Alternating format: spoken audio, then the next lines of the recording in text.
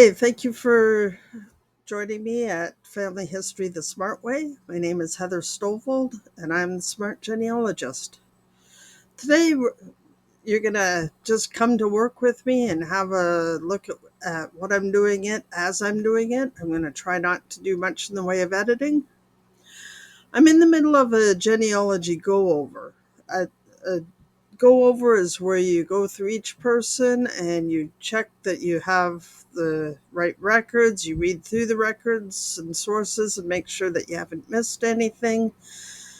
And in coordination with doing that, I've been moving my main tree from being the my tree at Ancestry to being one on Legacy Family Tree. Um, Legacy Family Tree is desktop software. It's for Windows, I believe mainly Windows 10 or 11 at this point. And the cool thing is that since June, Legacy has had all of its features are now free. It used to be you could buy or you could download a version of Legacy that was totally free. But if you wanted to use some features, you needed to buy the upgrade to their like premium version. But now all of the features are absolutely free, and I believe that's thanks to my heritage, who has purchased Legacy. So here's William Smart on Legacy, and here he is on Ancestry. I'm slowly moving the information over and making sure that everything in my Legacy tree is documented. William Smart, this particular ancestor, is a police officer and was quite a character. So I'm down to this record is the next one I need to put in, and it is a marriage record for his son. So I bring up the image, and there he is in this corner. And now I'm going to download this image so that I will have it, even if at some point I don't have an Ancestry subscription. So I go to this little tool menu and I click on download. And so we start my genealogy documents, and I'm going to select marriage. And this is the Smart family. And the year was 1898. 1898. It's Smart Thomas Charles. And he is marrying Georgina Akehurst.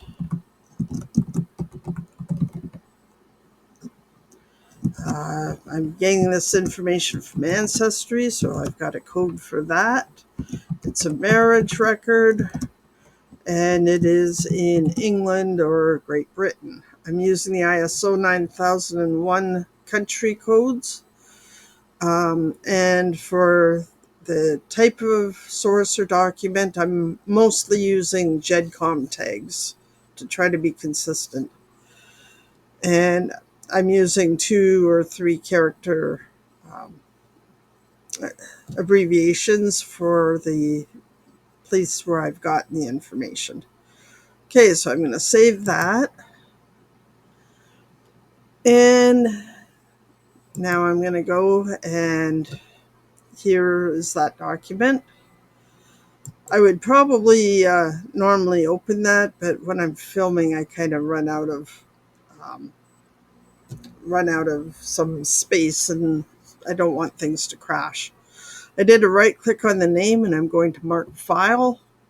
This is to help me kind of keep track of the status of things and also which lines they are. Because Thomas is not one of my direct ancestors, I'm going to mark him with a light red file. And because I've just started entering it, I'm going to put planned work.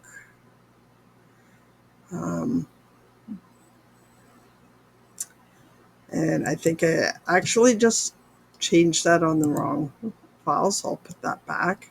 This is the one that I want marked as planned work.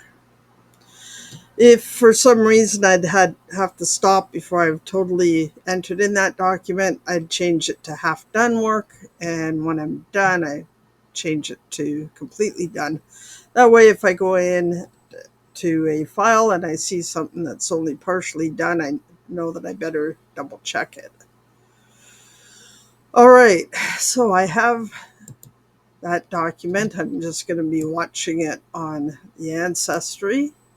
And normally I'd have a couple of screens open, but that's a little hard to film, so I will just have to go back and forth. Okay, this is the record for Thomas Charles Smart, and there he is. And this is where the marriage information is going to go, and this is where his spouse is going to go. All right, so I think I'll start. I would start by adding Georgina Akehurst. So I click here to add her. I don't already have her in my files. If I did, I'd click link, but I don't, so I will add them as a spouse. Her name was Georgina, and her surname was Akehurst. Now, generally, before I get to adding information, I open up the source clipboard and set things up with the current source that I'm working on. So I had actually done, this is the source clipboard and the source writer gets used. I'd actually done one from the same source, the Church of England, in Birmingham, Marriages and Banns, 1902 to 1906. And okay, so no, this is a different one. So we will need to add in a new source. Otherwise, I could have just edited the legacy source information. So we are going to clear all because we need a totally brand new source. And I'll click here. I could also click up there to select a source. Okay, so Birmingham, Church of England, Marriages and Banns, 1754 to 1939. Marriages and Banns, I have not used this yet. So we're going to add. And you got to love the source writer. It was a premium feature, but is now free. And I want a marriage record found in church records, because this was Church of England. And this is a church record book. I only have the choice to create at a local level. And I'm using online images, and we will go on to step 2. Name of the church, in this case, I'm just using the Church of England because that's the source on Ancestry is getting records from various churches around Birmingham. Now, Birmingham is kind of interesting. At times it's a city, and at times it is more of a county, or in another country you might call it a state or a province. And in this case, it seems to be using it more as a province or state, and it's in England. This is marriage records. And that year was 1754 to 1939. So 1754 to 1939. And it's on Ancestry.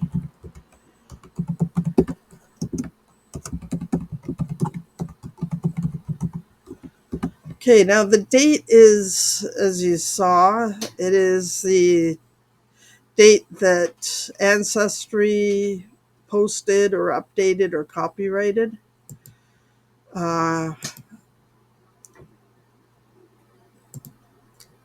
You can look on the source here. Sometimes it's easier to find. See, it doesn't really show it here.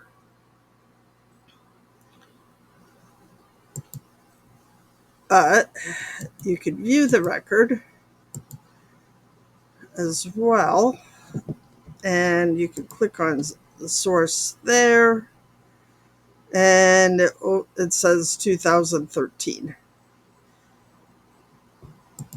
And no, yeah, there it was, 2013. So we want to put that in. And I can put in today's date, that's when I recorded this information, and I could give a file ID number. And I'm going to enter the repository, which is Ancestry.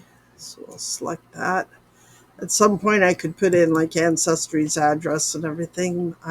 Then it would update for everyone, every record that I said I got from Ancestry.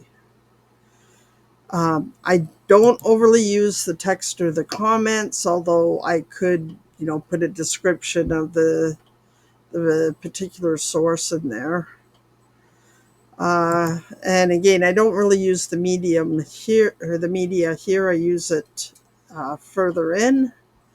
And the override is if I want to make a change to the bibliography or the citations.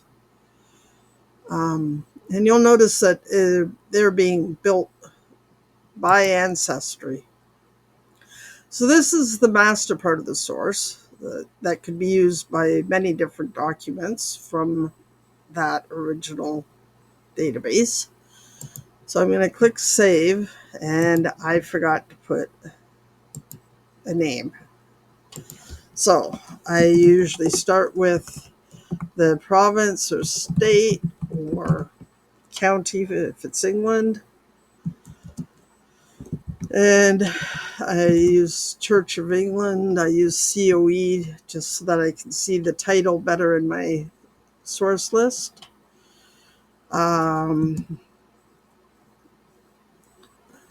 Marriage records 1754 to 1939.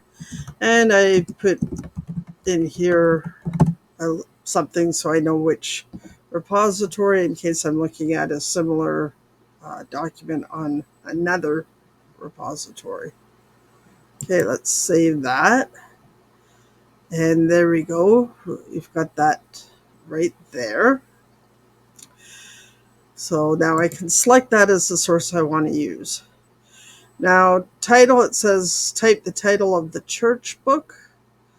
I have been using this kind of sub database. It's a portion of the 127 images on here. So that's the Sparkbrook Christ Church. I'm just going to copy that. And it's 1898 to 1900.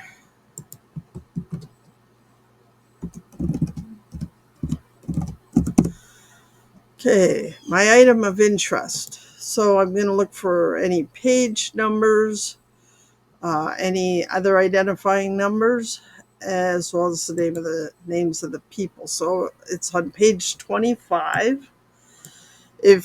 And it's item number 49. if I didn't have those things, I'd probably put in the marriage date as a part of it.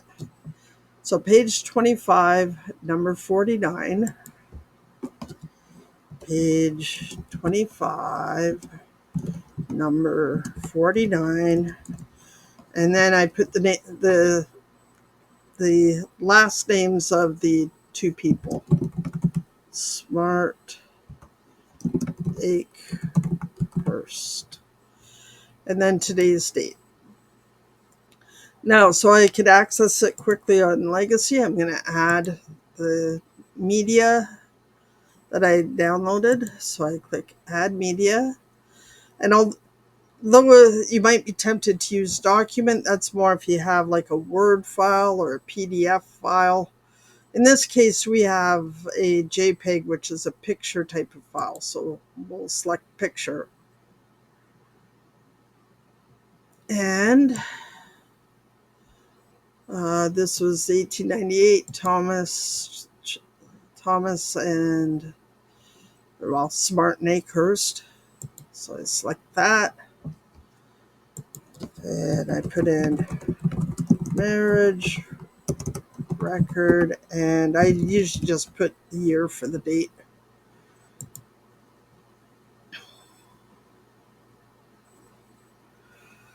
All right. Next, we're going to go into text and comments. And at this point, we'd enter as much of the actual source text as possible.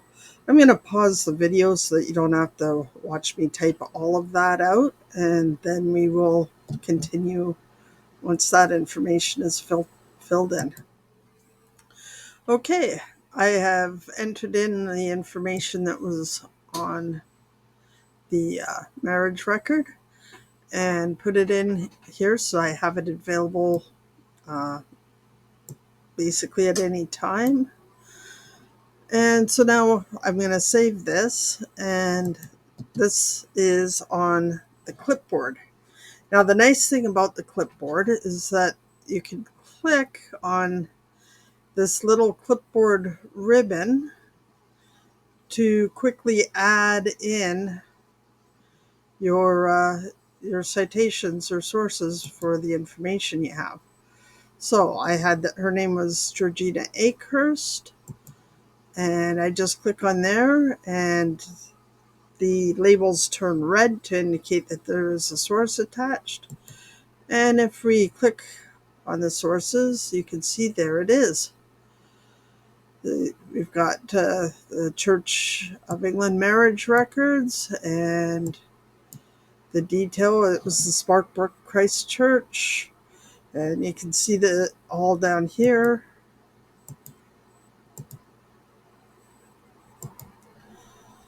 So that's good, that worked. Now, we've added her. Let's go and add in the marriage, and it brings it up immediately.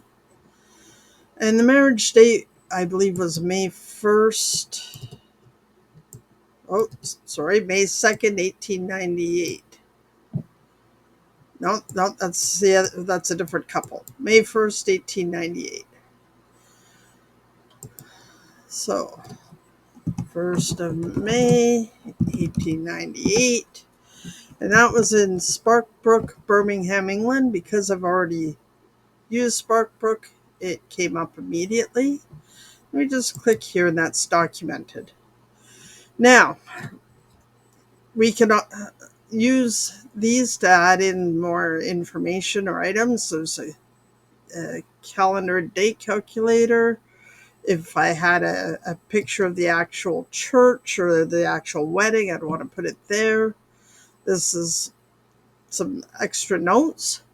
What I want to do right now is add or edit the address information. So I'm going to click on there. And I happen to know I already have this church, so I'm going to go into the address list. And I'm not being as consistent as I'd like on here, but I can edit it later. So Birmingham Christ Church in Sparkbrook. I will even go in and edit it. And because I went in earlier, I can actually bring it right up. So here's the Christ Church. And I don't know if you had noticed, but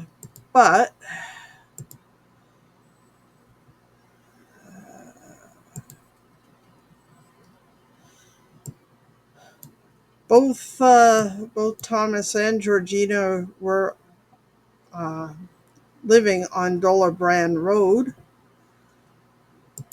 and there's Dollarbrand Road. So they lived right next to each other and just down the street from the church.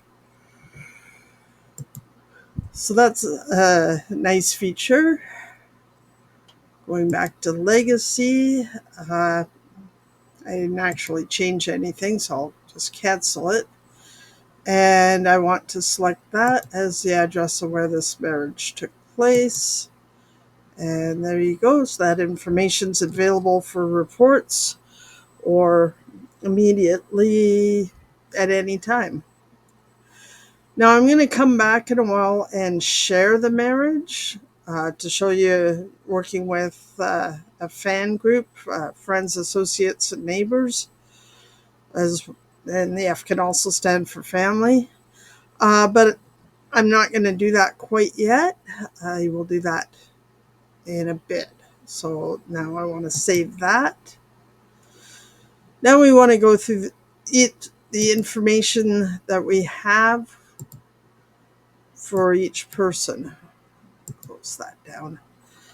Okay, so we had the marriage. So we have Thomas Charles Smart as his name, and his age is 22. So let's check on that. I'm going to go into Thomas Charles Smart, and I clicked on his name, and we're going to use the source to document that.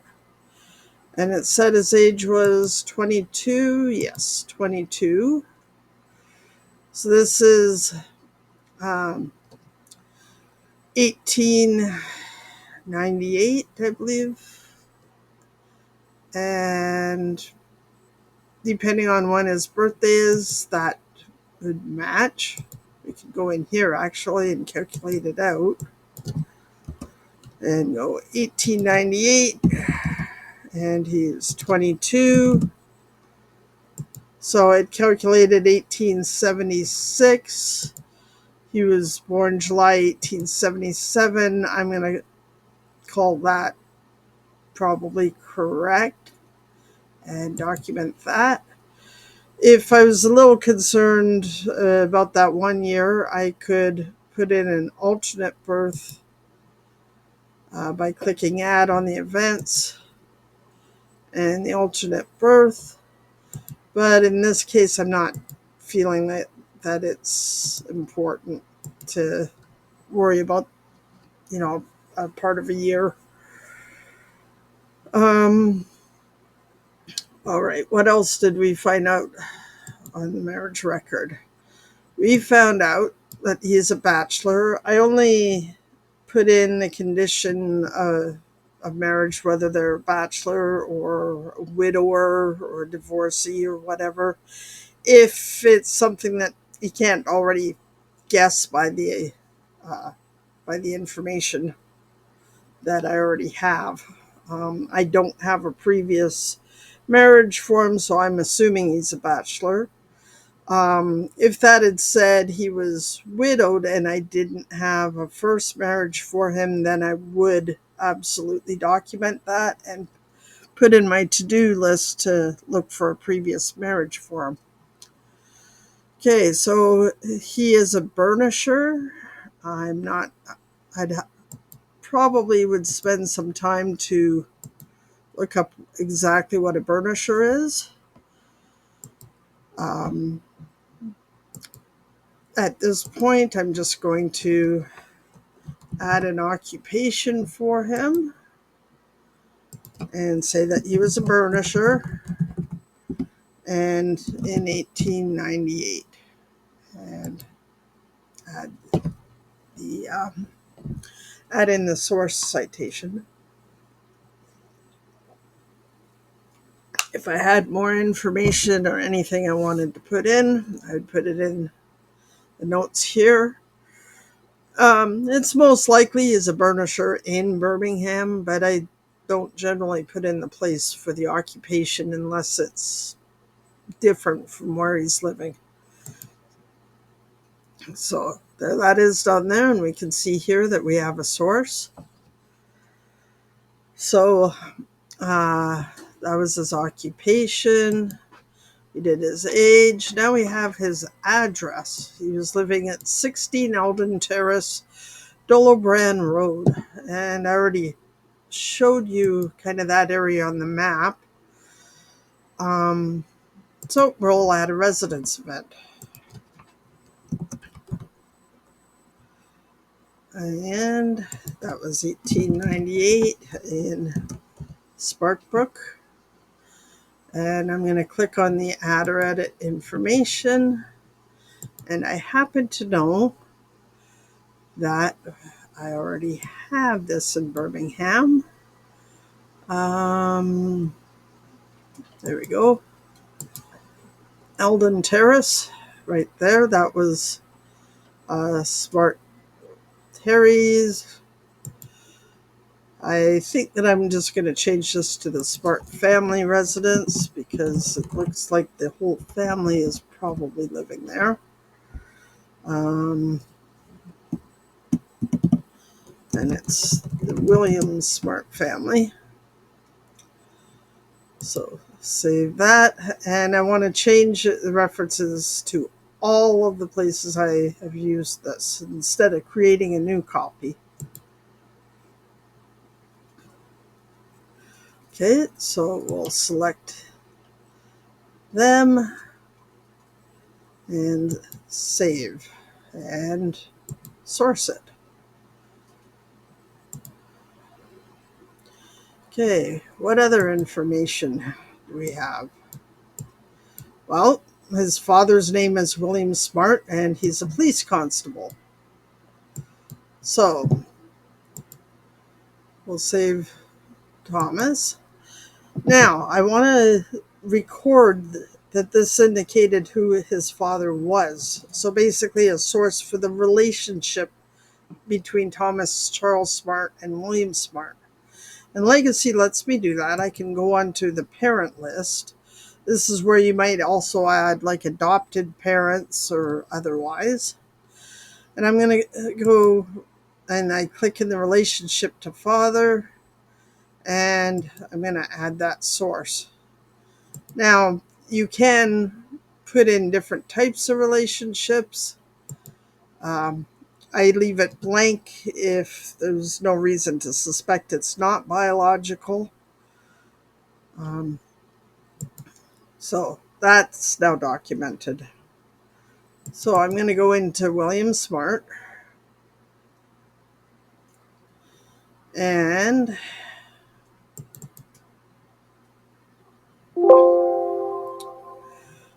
I'm going to go on to his name and click that because that's another source for his name. He's got quite a few by now. And it said in 1898 he was a police constable, I believe was the wording. Yeah, police constable. So I'm just going to check in. Well, I've got in 1897 he was a police officer. I'm going to add another police constable in 1898. And that's documented. Now you could, and I've kind of done it here once, you could combine them and into a, well, he did this occupation from then to then and document each one. I'll even throw in a document to there. I'm finding, because sometimes people change back and forth, I'm finding I'm preferring to do them separately But this is always an option, especially if someone is the same occupation for many years. And we'll save that. Now, we'll go back to Thomas Charles Smart. I would do all of the same things now for Georgina Akehurst. I would calculate out her birth date. Actually, maybe I'll show you doing that, or show me doing that. So you go in here. I think I've already documented the name, but it doesn't hurt to do it a second time. It doesn't keep adding them. And according to this, she was 21 in 1898. So I'm in her birth field. I'm going to click on the date calculator. And the second date, the marriage was 1898. And at that point, she's 21 years old. So it's going to calculate what's missing, which is the first date. And it calculated it to be 1877. I'm going to just click on select. And there you go. It put it right in there. We don't know where she was born, so we'll leave that blank. What other information do we know? Well, we know her address is 12 Eldon Terrace. So we will add a residence fact. Now, if you wanted, you could just put 12 Eldon Terrace. What was that?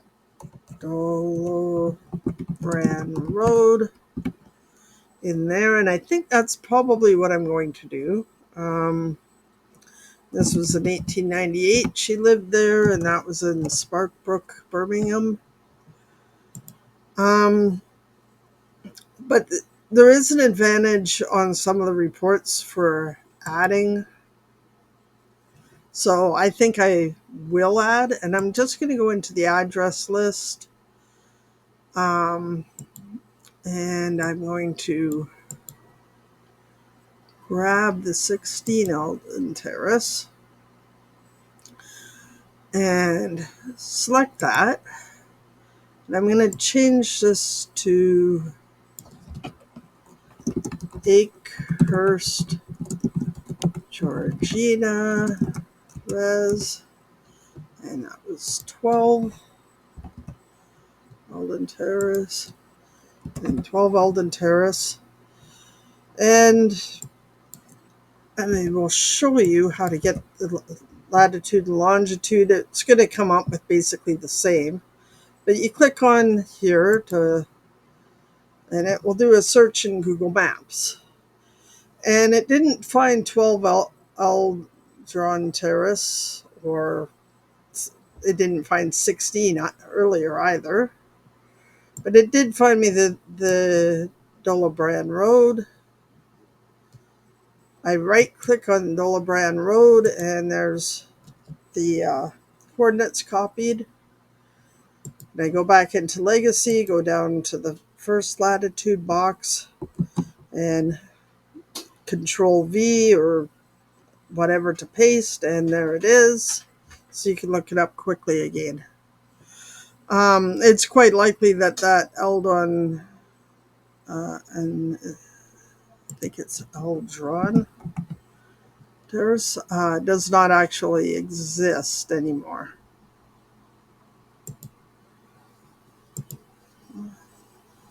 Yeah, Eldon.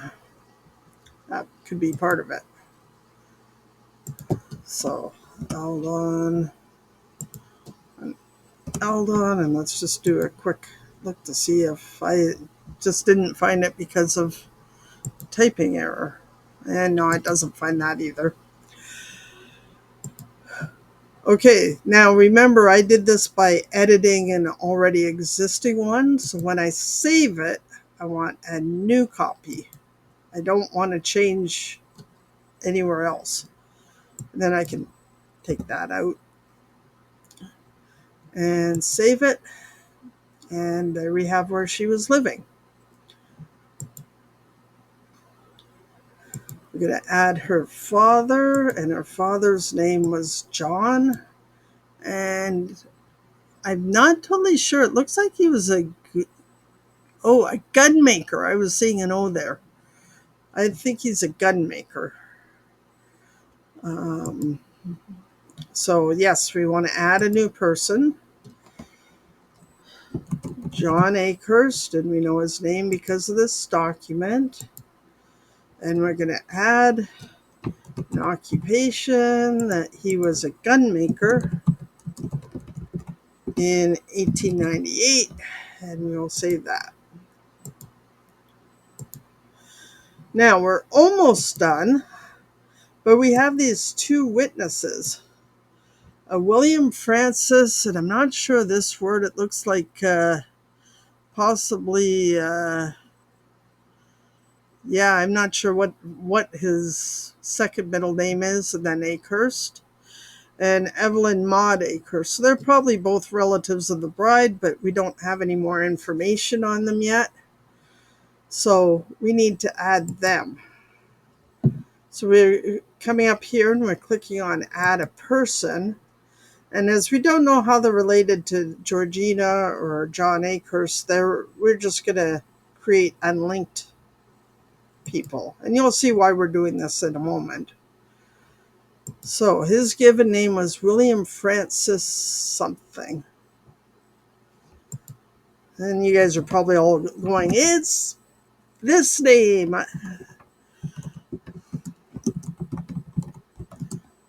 And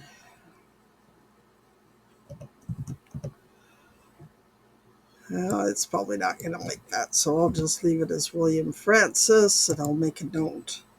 And Akehurst, that's pretty much all we know about him. I'm going to add a general note. Could not make out second middle name. Something like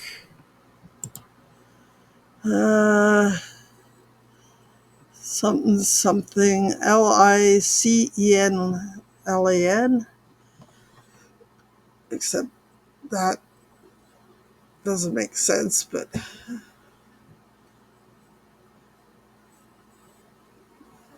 okay.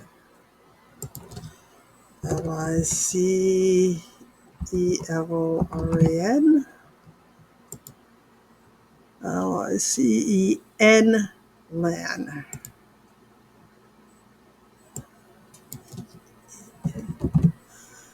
And it's important to go back and forth when you're typing stuff out. And I'm going to actually even add a source to that note. And you can tell it's there because this is now in color. And we'll save that. Okay, so we've got him. And the other witness was Evelyn Maud. So we're going to add a person. Oh, I forgot. I use hashtags. This is the smart line, so fans of my smarts. And it is possible family. So that will allow me to search and find these kind of floating people easier and remind me why I put them in there. Evelyn Maud. So we're going to add an unlinked female. Evelyn Maud Akehurst.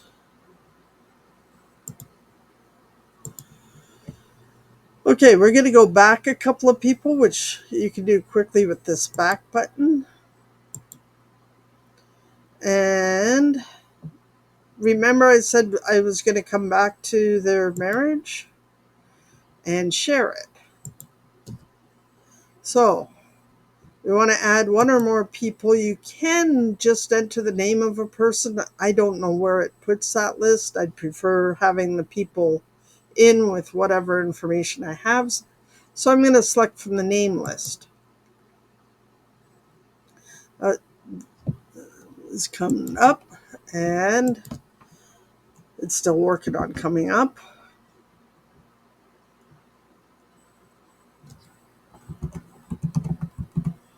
Okay, so I have Evelyn, and this is George Akers. Okay, so that's a different person.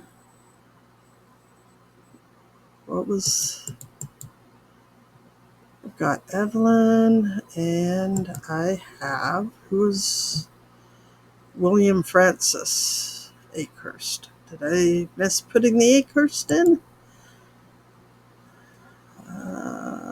Oh, no, there he is. And I don't want this George Akehurst. Oh, that's Georgina, of course. All right, so I don't need to add her in because she's already in. And I click select, and 9 times out of 10, it brings the people up and marks them as witnesses. And you can change their role, like you could add, the vicar or something like that if you wanted into the roles. Okay, and now that information is now with them. All right, just having a quick last look. I think that is basically all the information. If I had this on my to-do list, I would close it now. Also consider whether there's any more research I need to do. But I think I am basically done. So I'm going to go here and mark in the file that I have completed this document. And that is it. Thank you for joining me at Family History the Smart Way. And I hope you enjoyed this, and please check out some of my other videos and like and subscribe. Thank you.